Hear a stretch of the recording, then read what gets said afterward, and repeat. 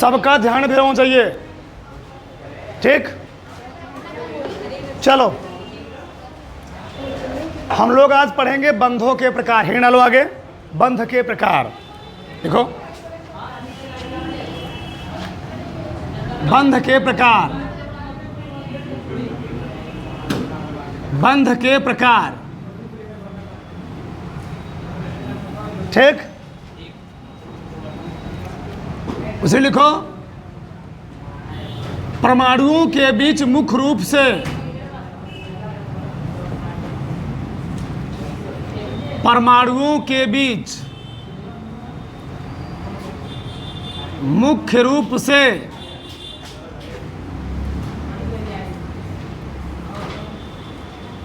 तीन प्रकार के बंध पाए जाते हैं। तीन प्रकार के बंध पाए जाते हैं।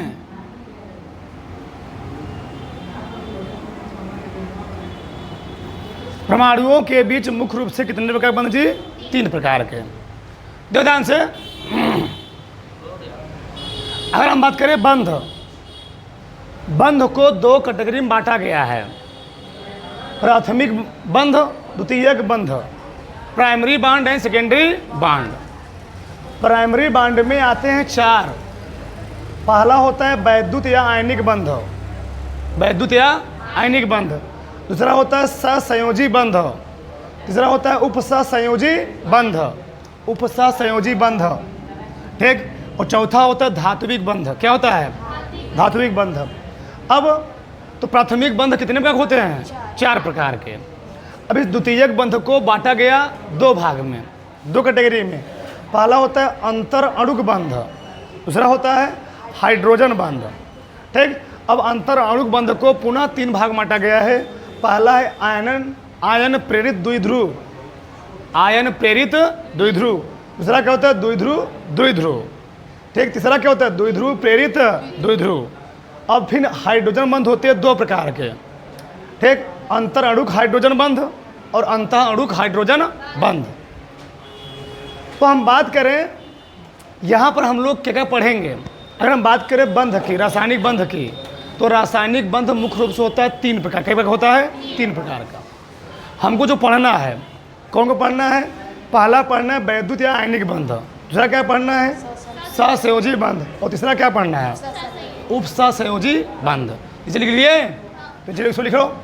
बंध तीन प्रकार के होते हैं। पहले तीनों के नाम लिख लो, तीनों नाम लिखो। वैद्युत संयोजी, वैद्युत संयोजी बंध,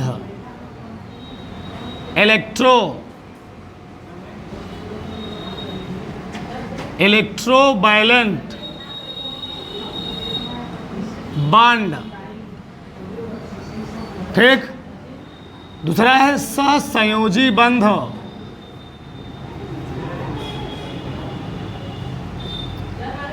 सहसंयोजी बंध, कोवैलेंट बॉन्ड, कोवैलेंट बॉन्ड, ठीक। Covalent bond. और तीसरा होता है उपसहसंयोजी बंध,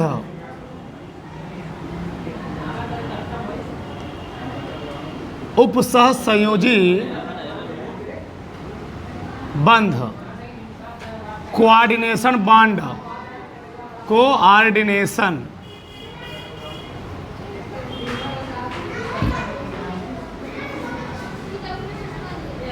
कोऑर्डिनेशन बॉन्ड, ठीक। इधर देखो, तो बंध कितने प्रकार हुए जी? तीन प्रकार के।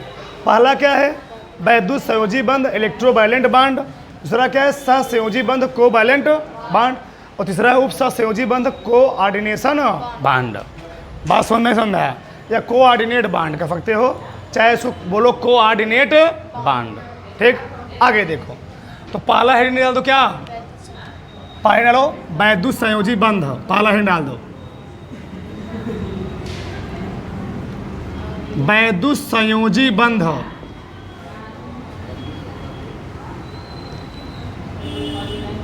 वैद्युत संयोजी बंध, इलेक्ट्रोवायलेंट,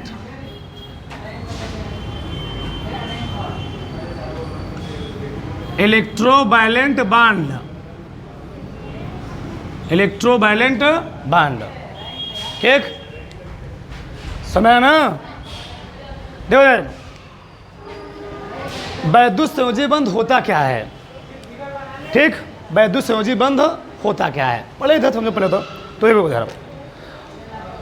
दो परमाणुओं के बीच में बंध बनता क्यों है, पहले हम इसको बात कर ले, फिर आगे चलते हैं। देखो यार, दो परमाणुओं के बीच में बंध बनने का बहुत सारा रीज़न है। जो सबसे मुख्य रीज़न होता है, होता क्या है, एक परमाणु के पास इलेक्ट्रॉन कुछ ज़्यादा मात्रा में होते हैं, एक या दो इलेक्ट्रॉन क्या होते हैं, ज़्यादा होते हैं, और किसी दूसरे प्रकार के परमाणु के पास क्या होते हैं, इलेक्ट्रॉनों क्या होती है, कमी होती है। मतलब, और हर एक परमाणु अपने बाहरी कक्षक में, अपने संयोजी कोश में, अपने आउटर मोस्ट ऑर्बिटल में 8 इलेक्ट्रॉन करने के होड़ में लगा रहता है। तो जिस परमाणु के बाहरी कक्षक में एक या दो इलेक्ट्रॉन ज़्यादा हैं, वह अपने कक्षक से इलेक्ट्रॉन को निकालना चाहता है, और जिस परमाणु के कक्षक में एक या दो इलेक्ट्रॉन कम हैं, वह अपने कक्षक में एक इलेक्ट्रॉन को किसी से लेना चाहता है, और इसी होड़ में क्या होता है, इस बंध का क्या होता है, निर्माण होता है। पहला तो कंडीशन ये है। प्रश्न उठता है कि वैद्युत संयोजी बंध बनता क्यों है दो परमाणु बीच में? दो परमाणु बीच में वैद्युत संयोजी बंध बनने का मेन रीजन क्या है? तो मेन रीजन ये होता है, एक जो परमाणु होगा, एक जो एटम होगा, वह बहुत अधिक धनात्मक होगा, पॉजिटिव क्या होगा, पॉजिटिवली चार्ज होगा। ठीक, और दूसरा जो परमाणु होगा, बंध कभी भी एक परमाणु बीच में नहीं बनेगा, उसके लिए कम से कम दो परमाणु होने चाहिए। एक हाथ से ताली बजती है नहीं, दो हाथ होने चाहिए। ठीक, उसी प्रकार से बंध कभी भी एक परमाणु बीच में बनने वाला नहीं है, कोई बंध हो, उसके लिए दो प्रकार के परमाणु चाहे अलग अलग हो, चाहे एक ही प्रकार के हों, तभी बंध का निर्माण होगा। तो प्रश्न उठता है, वैद्युत संयोजी बंध कहाँ बनता है? जब कोई एक परमाणु कितने रहेंगे, दो, जब किसी एक परमाणु पर क्या हो, एक या एक से अधिक इलेक्ट्रॉन क्या हो, ज़्यादा हो, और किसी दूसरे परमाणु पर क्या हो, एक या दो इलेक्ट्रॉन क्या हो, कम हो, तो ये बंध बनेगा। दूसरा रीजन क्या है, जब दो परमाणु बीच में इलेक्ट्रोनेगेटिविटी यानी विद्युत ऋणात्मकता के बीच अंतर क्या हो, बहुत ही ज़्यादा हो। बहुत जब ज़्यादा रहता है तो उसमें क्या होता है, जो ज़्यादा वाला इलेक्ट्रोनेगेटिविटी वाला परमाणु होता है, वह करता क्या है, कम इलेक्ट्रोनेगेटिविटी वाले परमाणु के इलेक्ट्रॉनों को करता अपनी ओर खींच लेता है, और खींचने से क्या होता है, इस बंध का निर्माण हो जाता है। ठीक, तो सबसे जो मेन रीजन है वह है विद्युत ऋणात्मकता में अंतर। परिभाषा पहले को फिर आगे बात करते हैं हम क्या होता है। ठीक, लिखो, जब दो परमाणुओं के मध्य जब दो परमाणुओं के मध्य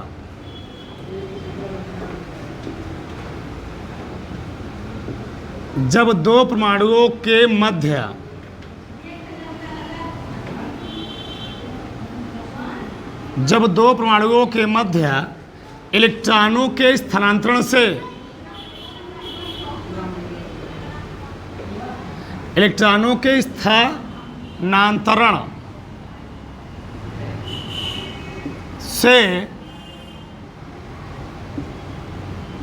बंध का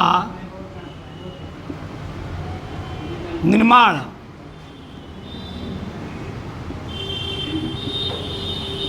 होता है। जब दो परमाणुओं के मध्य इलेक्ट्रॉनों के स्थानांतरण से बंध का निर्माण होता है, तो परमाणुओं के मध्य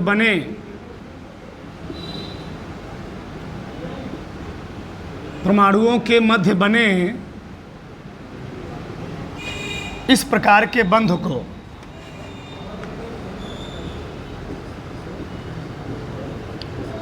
इस प्रकार के बंध को वैद्युत संयोजी बंध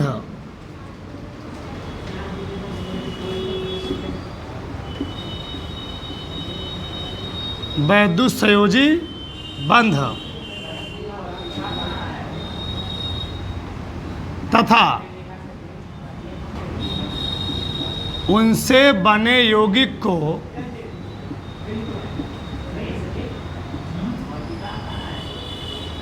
वैद्युत संयोजी यौगिक कहते हैं। वैद्युत संयोजी यौगिक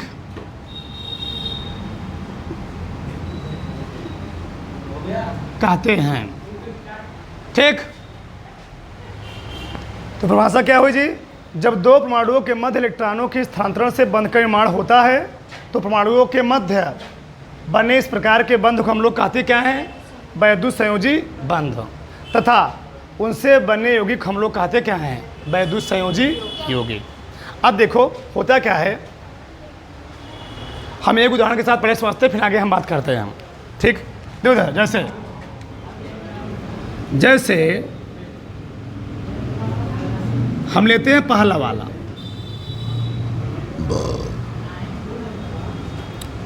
NaCl का बनना, कोई लिखेगा नहीं, सबका ध्यान देना चाहिए। पहले देखो NaCl का बनना, सोडियम क्लोराइड का बनना, यह है सोडियम, ये है क्लोराइड। सोडियम का इलेक्ट्रॉनिक विन्यास होता है 281। ठीक, क्लोरीन परमाणु का इलेक्ट्रॉनिक विन्यास होता है 287। और हर एक परमाणु अपने कक्षक में कितने इलेक्ट्रॉन करना चाहता है? 8। यह 7 इलेक्ट्रॉन ग्रहण ना करके 1 इलेक्ट्रॉन त्यागना चाहेगा, और यह 7 इलेक्ट्रॉन त्याग न करके 1 इलेक्ट्रॉन किसी से लेना चाहेगा। हम बात करते हैं इनकी इलेक्ट्रॉन नेगेटिविटी की। तो जो क्लोरीन की इलेक्ट्रॉन की बताया था 3.16, कितना होता है जी? 3.16। और सोडियम होती है 0.93, इसका है 3.16, लगभग 3 गुना ज़्यादा है। ये समथिंग 1 है, ये 3 गुना ज़्यादा है। बताओ तो किसकी इलेक्ट्रॉन नेगेटिविटी ज़्यादा है? क्लोरीन की। इसकी क्या है? कम है। तो करता क्या है? क्लोरीन इसके बाहरी कक्षक में जो इलेक्ट्रॉन है उसे करता क्या है? खींच लेता है। अब खींच करके एक बंध बना लेता है, बनता है, उसको हम लोग कहते हैं क्या? वैद्युत संयोजी। देखो हुआ क्या, प्रोसेस क्या है? सोडियम के संयोजी कोश में 1 इलेक्ट्रॉन है। जब इलेक्ट्रॉन कम रहे उसको तुम दिखाया करो, चाहे ग्राफ ही दिखाओ, चाहे ऐसे दिखाओ, कोई दिक्कत नहीं है। तुम ऐसे दिखा दो, और जहाँ इलेक्ट्रॉन ज़्यादा रहे तुम ऐसे दिखा करो भरा हुआ, और जहाँ इलेक्ट्रॉन कम रहे वहाँ क्या दिखाओ? खाली दिखाओ, उससे कोई दिक्कत नहीं है। अब बताओ क्लोरीन के बाहरी कक्षक में क्या इलेक्ट्रॉन है? 7। 1 2 3 4 5 6 7। अब करता क्या है? सोडियम अपने बाहरी कक्षक से 1 इलेक्ट्रॉन निकालना चाहता है। अब सोडियम ने क्या किया? अपना इलेक्ट्रॉन इसको दे दिया, दान कर दिया। किसको दे दिया? क्लोरीन।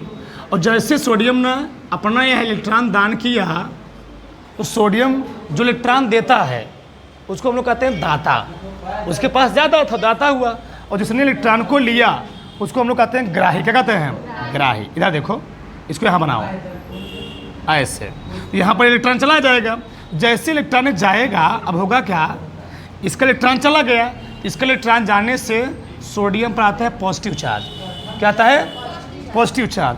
और जैसे इस क्लोरीन के पास इसका इलेक्ट्रॉन गया, तो बताओ इसमें कितने इलेक्ट्रॉन हो गए? 2 2 4 2 6 6 एक इसका आ गया, और एक इसका आने से इस क्लोरीन परमाणु पर पूरे पर आ जाता है नेगेटिव चार्ज।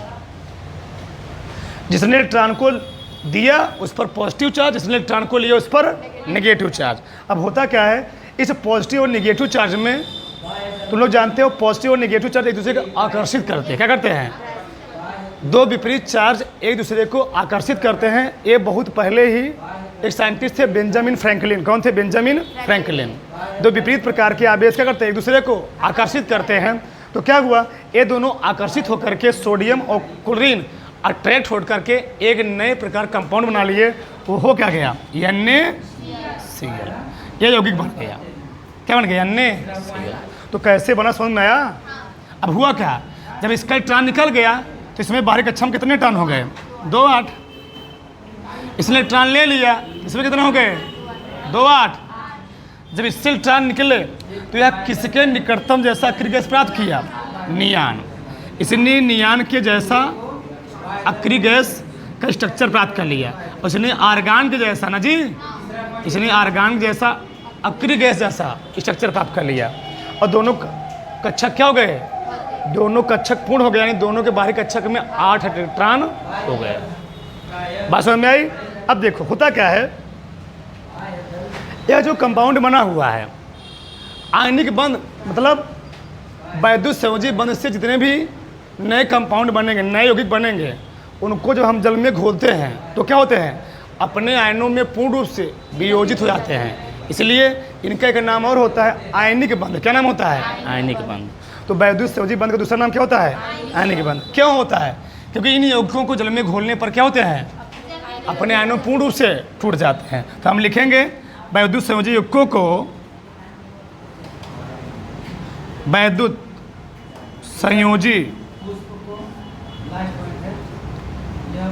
संयोजी बंध को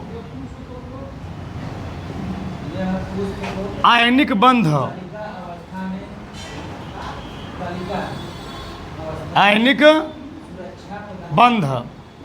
भी कहते हैं।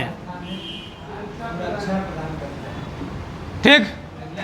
और इन यौगिक को क्या बोलेंगे हम? ये कौन यौगिक है? इसको हम लोग बोलेंगे आयनिक यौगिक। क्या बोलेंगे जी? ये है आयनिक यौगिक। आयनिक यौगिक क्यों? क्योंकि इस प्रकार के यौगिकों को, ठीक, क्योंकि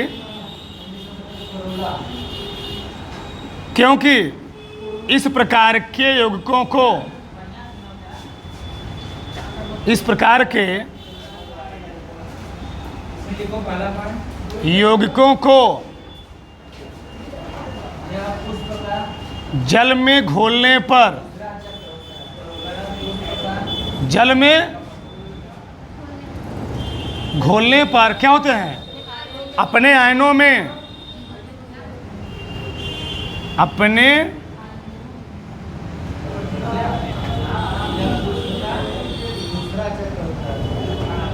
पूर्ण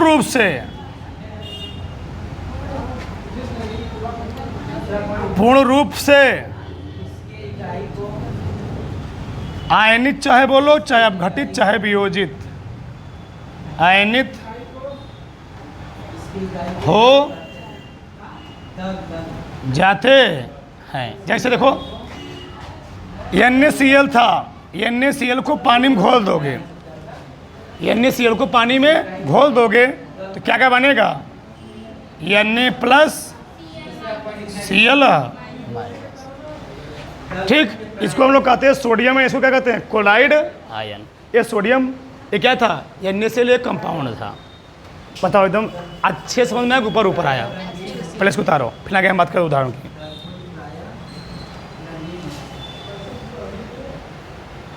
चलो आगे देखो। चलो हम 3 उदाहरण बात करेंगे। उदाहरण नंबर B देखो। ठीक। KCl का बनना, KCl का बनना। अब देखो इधर, चलो पोटेशियम, क्या जी? पोटेशियम। बताओ पोटेशियम मतलब परमाणु क्रमांक कितना? 19, इलेक्ट्रॉनिक विन्यास 2 8 8 1, कोडिन मीन्स 17 2 8 7। अब बताओ पोटेशियम क्या करना चाहेगा? अपना इलेक्ट्रॉन निकालना चाहेगा। अब कोडिन क्या करना चाहेगा? उस इलेक्ट्रॉन को ग्रहण करना चाहेगा। तो पोटेशियम करता क्या है? पोटेशियम के बाहरी कक्षक में जो इलेक्ट्रॉन है, इलेक्ट्रॉन है, कौन इलेक्ट्रॉन है? एक क्रॉस में दिखा दिया। एक कोडिन करता क्या? दे देता है। बताओ 2 2 4 2 6 6 1, तो ए अपना इलेक्ट्रॉन इसको दे दिया। जो देता है उस पर कौन चार्ज आता है?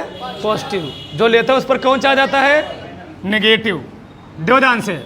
चलो तो पोटेशियम ने दिया, पोटेशियम पर कौन चार्ज आया? पॉजिटिव। और उस इलेक्ट्रॉन को लिया कौन जी? कोलिन ने। तो इस पर कौन चार्ज आ गया? नेगेटिव। ये ले लिया। इस पूरे पर क्या चार्ज आ गया? नेगेटिव। इस पर पॉजिटिव, इस पर नेगेटिव, दोनों हुआ आकर्षण।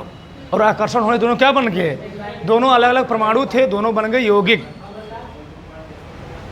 यौगिक क्या होता है? दो शुद्ध प्रकार के परमाणु से बना एक नया पदार्थ होता है। ठीक, तो क्या बन गया जी यहाँ पर? KCl। आई समझ में? अब इस KCl को जल में घोलोगे तो अपने अणु क्या हो जाएगा? पूर्ण रूप से टूट जाएगा। ये आप दूसरा उदाहरण हुआ। उदाहरण नंबर तीसरा देखो। ये है मैग्नीशियम क्लोराइड MgCl2।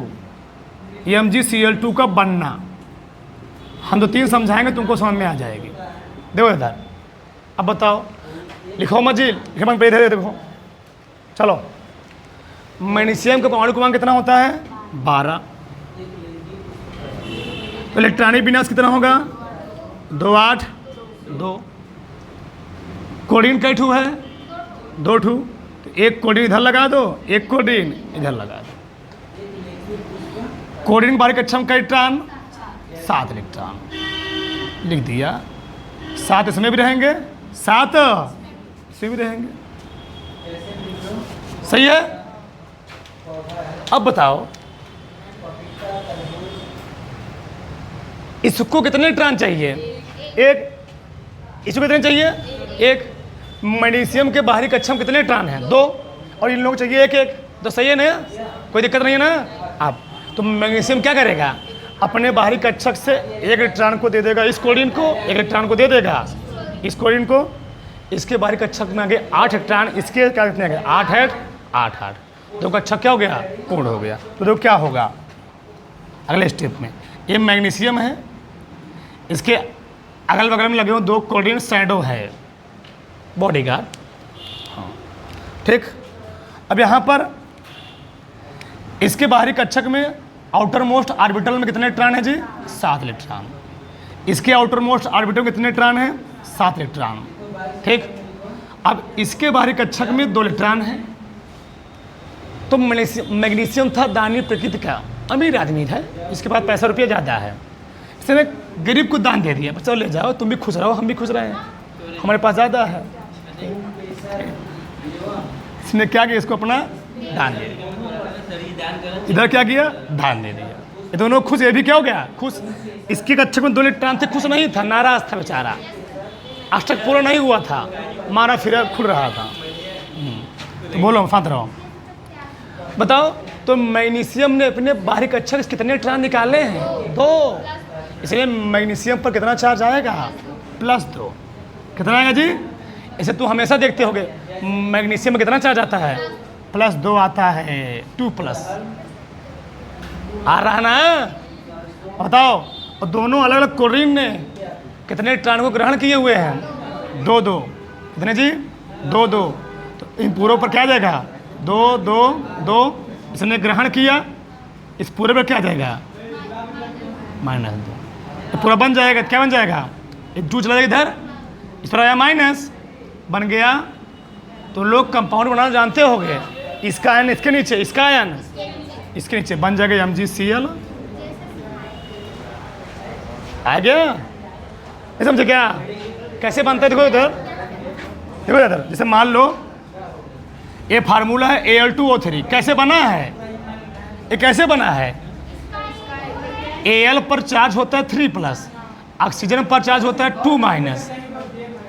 तो ऐसे इसको लिखते हैं, इसके नीचे लिखेंगे Al और यहाँ लिखेंगे इसकी वैलेंसी इसके नीचे, और इसकी वैलेंसी क्या बन जाएगा? वही बना है यहाँ पर भी। उतारो। चलो आगे ना लो, सबसे मेन पार्ट, वैद्युत संयोजी यौगिकों के गुण। वैद्युत संयोजी यौगिकों के गुण। यौगिकों के गुण, ये ऐसे हम लोग कहते हैं आयनिक यौगिकों के गुण। आयनिक यौगिकों के गुण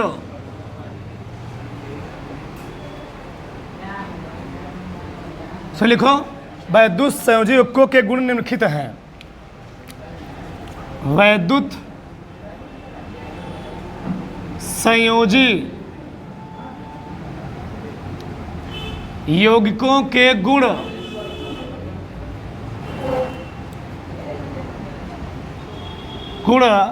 निम्नलिखित हैं। निम्नलिखित हैं। पहला पॉइंट लिखो। पहला पॉइंट, वैद्युत संयोजी यौगिकों को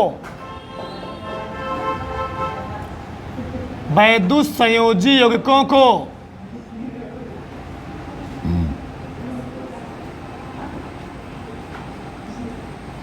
वैद्युत संयोजी यौगिकों को जल या ये जल में लिख लो। वैद्युत संयोजी यौगिकों को जल में घोलने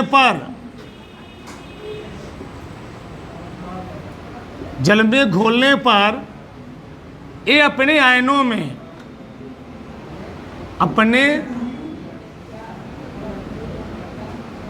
में पूर्ण रूप से आयनित, कोष्ठक में लिख लो वियोजित, कोष्ठक में वियोजित हो जाते हैं। ठीक, तो वैद्युत संयोजी यौगिकों को जल में घोलने पर ये अपने आयनों में क्या होते हैं? पूर्ण रूप से आयनित हो जाते हैं। जैसे भी मैं दिखाया NaCl, क्या लिखा जी? NaCl, जल में झोलो क्या मिलेगा हमको? Na+Cl-। सब पॉइंट लिखो, बहुत सारे इसके प्रॉपर्टी हैं।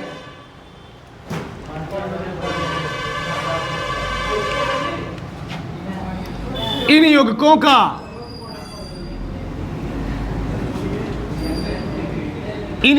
का गलनांक व क्वथनांक, इन यौगिकों का गलनांक व क्वथनांक बहुत उच्च होता है।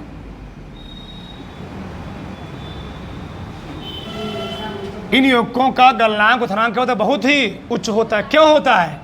क्योंकि इनके बीच में कौन सा बंध पाया जाता है? वैद्युत संयोजी बंध, जो बहुत मजबूत बंध होते हैं। ध्यान रहे, मजबूत बंध होने के कारण इसको ब्रेक डाउन करने के लिए क्या होती है? बहुत ज़्यादा ऊर्जा की जरूरत पड़ती है। ठीक, हाँ, सुनो ना, आगे लिखो। तीसरा, इन यौगिकों की ज्यामितीय व्यवस्था,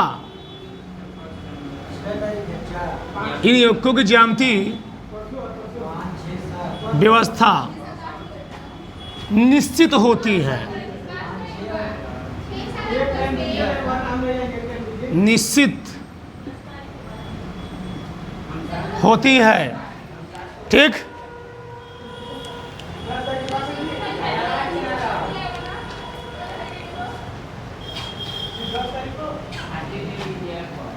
अगर लिखो, इन यौगिकों का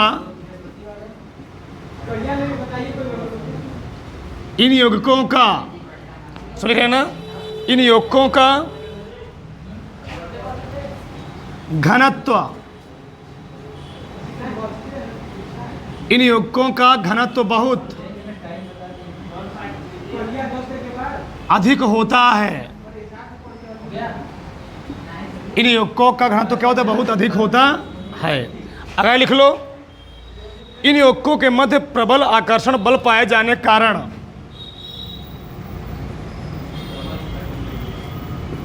इन यौगिकों के मध्य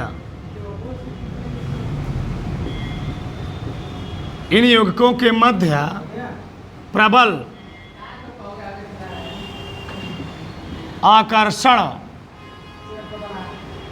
बल, इन यौगिकों के मध्य प्रबल आकर्षण बल पाए जाने के कारण इनके अणुओं के बीच की दूरी इनके परमाणुओं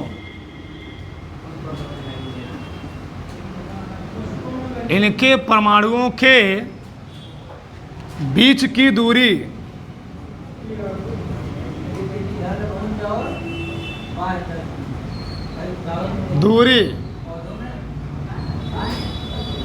बहुत कम होती है, बहुत कम होती है।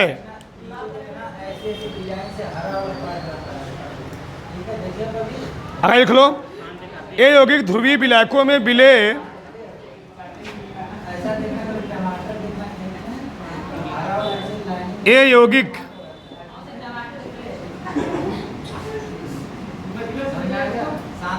यौगिक ध्रुवीय विलायकों में विलेय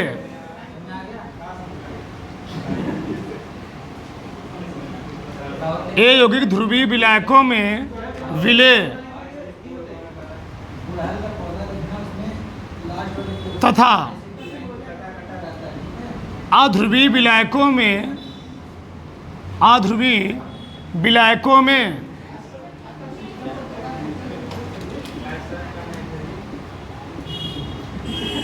अविलेय होते हैं।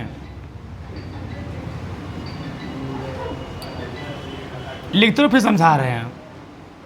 अविलेय होते हैं। सतवां लिखो, वैद्युत संयोजी यौगिक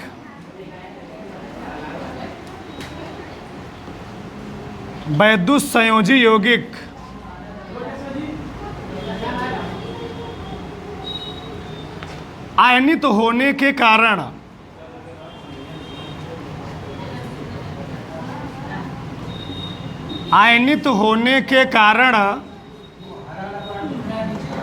ये विद्युत के सुचालक होते हैं। ये विद्युत के सुचालक यानी कंडक्टर,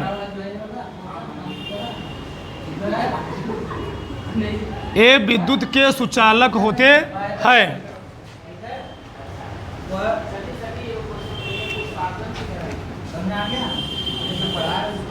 इन यौगिकों के परमाणुओं को तोड़ने के लिए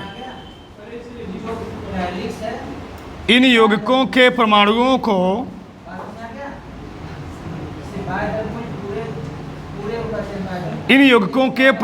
को तोड़ने के लिए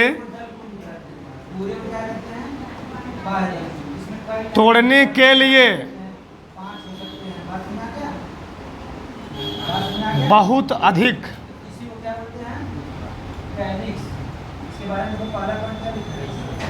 ऊर्जा की आवश्यकता होती है। ऊर्जा की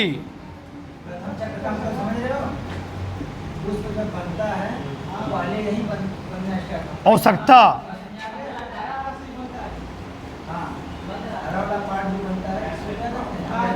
होती है। ठीक, सबका ध्यान देना चाहिए। पहले समझो धर, हमने कितने पॉइंट लिखे जी? 8 पॉइंट। पहला पॉइंट सबको समझ में आ रहा होगा। वैद्युत संयोजी यौगिकों को जल में घोलने पर ये क्या होते हैं? अपने आयनों में पूर्ण रूप से अच्छा ही जान लो, आज बहुत बड़ी चीज बता रहा था तुमको मैं। किसी भी चीज को जल में घोलने पर वह अपने आयनों में टूट क्यों जाता है? आज जान लो। ये भी तुम लोग पूछे नहीं कि जान लो होता क्या है। एक अच्छा 12 का पार्ट है, लेकिन यहाँ जान लो, जो जल का डाइलेक्ट्रिक कांस्टेंट होता है, जल का जो परावैद्युतांक होता है, जल का परावैद्युतांक बहुत ज़्यादा होने के कारण, जल का डाइलेक्ट्रिक कांस्टेंट बहुत ज़्यादा होने के कारण यह करता क्या है? जब इसमें किसी भी पदार्थ को इसके अंदर घोला जाता है तो करता क्या है? खींच करके, तन करके उसके परमाणु करता क्या है? ब्रेक कर देता है और क्या होता है? टूट जाता है। इस जल का जो डाइलेक्ट्रिक कांस्टेंट बहुत ज़्यादा होता है, एस कितना होता है? 81। कितना होता है जी? 81। कहेंगे 80 भी होता है। तो डाइलेक्ट्रिक कांस्टेंट ज़्यादा होने के कारण वो करता क्या है? जो भी परमाणु जल में घोला गया उसके परमाणु खींचे लगता है, ताने लगता है। तानने से क्या होता है, वो अपने आयनों में टूट जाता है। तो लोग देखते भी होंगे, जो हमारे घरों में अब तो मान लो हर घर में डायरेक्ट मीटर वगैरह लग रहे हैं, तार चले जा रहे हैं, अर्थिंग वगैरह चले जा रहे हैं, ठीक है। पहले हमारे घर में जब हम लोग लाइट खींचते थे गांव में, अभी मान लो बहुत सी जगह है ऐसी, जब हम लोग घर में तार लाते हैं तो घर में बगल में अर्थिंग देते हैं। जब क्या होती है, घर में लाइट कम आती है, हम लोग करते क्या, अर्थिंग ले जाके नमक पानी डालते हैं। तो क्यों डालते हैं, वह नमक जब पानी में जाता है तो क्या होता है, तुरंत ही आयनों में टूट जाता है और करंट क्या होती है, बढ़ जाती है। यही होता है वहाँ। इन युक्कों का गलनांक क्वथनांक क्या होता है, बहुत ही उच्च होता है। क्यों, क्योंकि इन परमाणु के बीच में आयनिक बंध पाया जा रहा है, वैद्युत संयोजी बंध पाया जा रहा है, जो बहुत मजबूती से क्या है, बंधे हुए हैं। और बहुत, ये बताओ आयनिक बंध किसमें पाया, नमक, नमक जा रहा हूँ, नमक ही नहीं, नमक तुम लोग जो खाते हो पीसा हुआ नमक आ रहा है, उसका ढोका पहले होता है स्टार्टिंग में, उसको मशीन से पीछा आता है। एक नमक फेंक किसी को मार दो, सर क्या हो जाएगा, फट जाएगा। कितना मजबूत तुम जानते हो, पत्थर जैसा स्ट्रांग होता है नमक। स्टार्टिंग में जब पत्थर होता है, पत्थर एक प्रकार होता है, उसको लोग पीसते हैं, तोड़ते हैं, क्रश करते हैं, तब जाकर उसको बारीक फार क्या होता है, बारीक रूप में आता है टाटा साल्ट। लोग खाते हैं आयोडीन नमक, बुद्धि बढ़ेगी। समझ रहे हो, उसका क्या होता है। तो आयनिक यौगिक जितने भी होते हैं उनका गलनांक क्वथनांक क्या होता है, बहुत ही उच्च होता है। मतलब इनको गलाने के लिए या उबालने के लिए बहुत ज़्यादा टेम्परेचर देना पड़ेगा, मतलब ना। हाँ, इन यौगिकों की जो ज्यामिति होती है, स्ट्रक्चर होती है, क्या होती है, निश्चित होती है, इरेगुलर नहीं होती। जैसे गैस है, गैस के अणु क्या हो, मनमौजी हैं, जिधर मन का उधर टहल रहे हैं, लेकिन इनका शेप क्या होता है, फिक्स होता है, निश्चित होता है, व्यवस्थित होता है, रेगुलर शेप होता है, ठीक। इन यौगिकों का डेंसिटी क्या होता है, बहुत ही ज़्यादा होता है। डेंसिटी ज़्यादा होने मतलब क्या है, कोई भी चीज़ डेंसिटी का मतलब क्या है, डेंसिटी का मतलब है कि उसके जो परमाणु है ना, बहुत ही पास पास घने हैं। लोग कहते हैं घना जंगल और बिड़र जंगल। तो घना जंगल क्या होता है, उसमें पेड़ की एक संख्या क्या है, बहुत ही अधिक नहीं, पास पास है। और बिड़र जंगल क्या हो गया, पेड़ हैं लेकिन एक मिला यहाँ पर, एक मिला लखनऊ विलायतपुर में है, ठीक। तो पेड़ हैं लेकिन दूर दूर हैं। तो घना और सघन, बिरल, तुमने सुना बिरल और सघन नाम से हो गए, बिरल माध्यम, सघन माध्यम, पढ़ो प्रकाश में ना। तो बिरल में इसका होता है, अणु जो होते हैं क्या होते हैं, पास पास होते हैं। तुम लोग पढ़ोगे कांच एक सघन माध्यम होता है, वायु बिरल माध्यम होता है। तो वायु में क्या होते हैं, वायु में तुम आसानी से दौड़ सकते हो, लेकिन क्या पानी में दौड़ सकते हो, पानी का सघन माध्यम है। जितना तेज से हम पानी में दौड़ सकते हो उतना तेज से हवा में नहीं, उल्टा बोल दिया, जितना तेज से हम हवा में दौड़ सकते हो उतना तेज से पानी में नहीं दौड़ सकते। क्यों, पानी का डेंसिटी वायु से क्या होता है, बहुत ही ज़्यादा होता है। जितना तेज से पानी फैलेगा उतना तेज से शहद फैलेगा नहीं, फैलेगा। तो अलग मैटर है। इन यौगिकों का घनत्व क्या होता है, बहुत ही ज़्यादा। तो अणु पास पास होते हैं। इन यौगिकों के मध्य प्रबल आकर्षण बल पाया जाना कारण क्या होता है, इनके परमाणु क्या होते हैं, बहुत मजबूती से बंधे होते हैं और पास पास होते हैं। ये यौगिक ध्रुवीय विलायकों में विलय होते हैं। हाँ, आगे हम बात करेंगे ध्रुवीय विलायक क्या होता है, अध्रुवीय विलायक क्या होता है, यह थोड़ा जान लो, ठीक। अध्रुवीय विलायक की बात की जाएगा, उसमें आते हैं ES2 वगैरह, और ध्रुवीय विलायक की बात की जाएगी उसमें आते हैं HCl वगैरह। मतलब इनको अगर हम किसी ऐसे पदार्थ में घोलेंगे जो आयनित होते हैं, उसमें जल्दी टूट जाएंगे। जैसे HCl हो गया, इसे टूट जाएगा। और ये क्या होंगे, जो गैसें होते हैं उसमें घुलेगा नहीं, गैस में नहीं घुलेगा, लेकिन जो आयनित वाले पदार्थ होंगे उसमें क्या हो जाएंगे, घुल जाएंगे, ठीक। वैद्युत संयोजी यौगिक क्या होते हैं, आयनित होने के कारण क्या होते हैं, विद्युत के, इसलिए कहा जाता है, तुम लोग आज ध्यान देना, आज सीख लेना, ठीक। देखो ध्यान से, देखो इधर, तुम लोग जानते भी होंगे, अगर पानी शुद्ध होता है, शुद्ध पानी में कभी भी करंट फ्लो नहीं करता है, लेकिन जब पानी में इम्प्योरिटी आती है, अशुद्धता आ जाती है, उसमें करंट फ्लो करता है। इसे तुम लोग जानते हो, इस समय बारिश का मौसम चल रहा है, अभी चैप्टर पढ़ रहे, थोड़ा जान भी लो। बारिश के मौसम में कभी भी हमको पोल को, सड़क किनारे जो पोल लगे हुए हैं उनको छूना नहीं चाहिए, पकड़ खड़े नहीं होने चाहिए। तो कोई तार साल पोल से जितने भी मार्केट में शहर में बोले मत, मार्केट में जितने पोल लगे हुए सब किसके लगे, लोहे के लगे हुए हैं। बाई चांस कोनो तार टच कर दिए लोहे में, बस हो गया, तुम पकड़े चले गए। सिर्फ बरसात दिनों में पानी उसके चारों तरफ भरा हुआ है, पानी हो सकता है कि पोल के चारों तरफ क्या हो जाए, करंट फैल जाए, तो उसके पास गुजर रहे हो, पोल से दूर रहो। तो होता क्या है, अगर शुद्ध पानी होता, शुद्ध पानी में कभी करंट फ्लो नहीं करता है, जब अशुद्ध पानी होता। क्यों अशुद्ध पानी में करंट फ्लो क्यों करता है? क्योंकि उसमें जो पदार्थ होते हैं, अब अशुद्ध पानी का मतलब यह है कि उसमें अशुद्धता आ गई है, खराब पदार्थ आ गए हों। ये तुम लोग जानते हो, नाले का पानी, पूरे शहर का विटामिन प्रोटीन बह रहा है नाले में, ठीक। अब वो जब कहीं पर उसमें मानो तार गिर गया, पूरे नाले में क्या होता है, करंट फैल जाएगा, फ्लो करने लगे, जहाँ तक उसके एरिया रहेगा, लेकिन पूरा फैल जाएगा, है छुरा प्रॉपर शहर में फैल गया नहीं, क्योंकि बाउंडेड एरिया होगा, कैपेसिटी होगी। क्यों?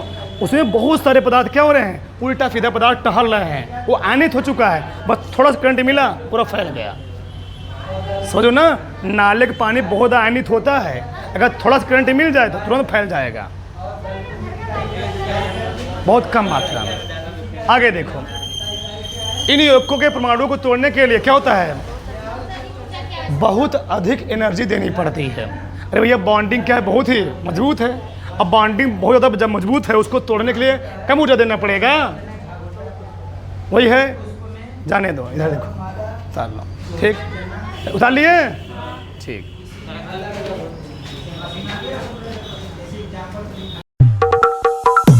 Lights, camera, action.